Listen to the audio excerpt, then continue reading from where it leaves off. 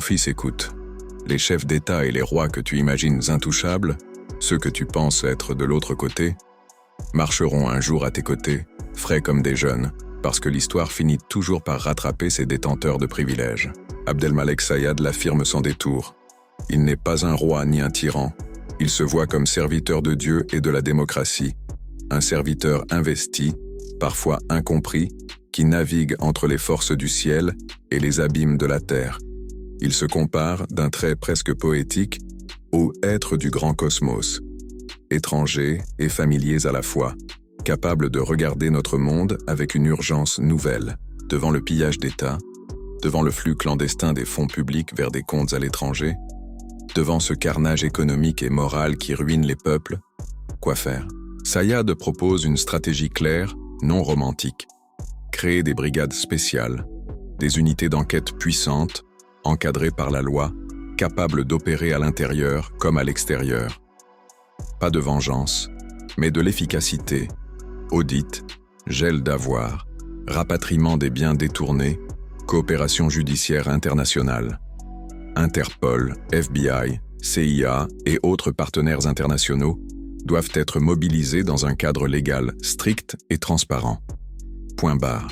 Il ne s'agit pas d'exécuter la justice, mais de la restaurer, rendre les comptes, récupérer les ressources et rétablir la confiance. Sayad martèle un principe simple et brutalement pragmatique, renforcer les contrôles budgétaires, verrouiller les signatures, tracer chaque transfert. Gouvernance moderne, protocole, traçabilité, sanctions exemplaires. Il parle aussi de volonté. Ce n'est pas de la rhétorique mystique. Serrer les dents, oui, mais surtout serrer les procédures.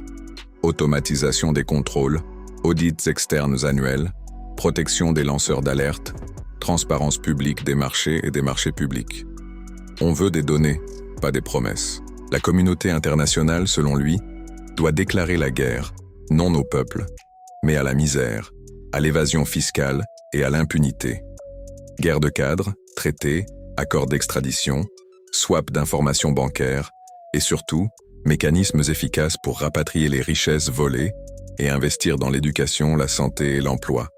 C'est ainsi qu'on taille la racine du crime, en coupant son financement. Finalement, son message est simple, presque millimétré. La moralité publique se gère comme un portefeuille. Transparence, responsabilité, exécution. Tu veux des résultats? Mets en place des structures robustes, équipe-les d'experts et laisse la loi faire son travail. Le reste, c'est du storytelling. Et pour conclure, avec un petit sourire, la justice n'a pas besoin d'être spectaculaire pour être efficace. Elle a juste besoin d'un peu de volonté, d'un bon tableau de bord et de gens qui tiennent la ligne.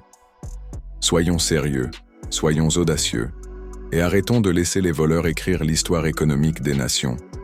Les projets et objectifs d'Abdelmalek Sayad ont toujours eu une seule boussole, le citoyen. Il veut soutenir les plus vulnérables avec des plans d'action concrets, des réformes qui touchent directement la vie quotidienne.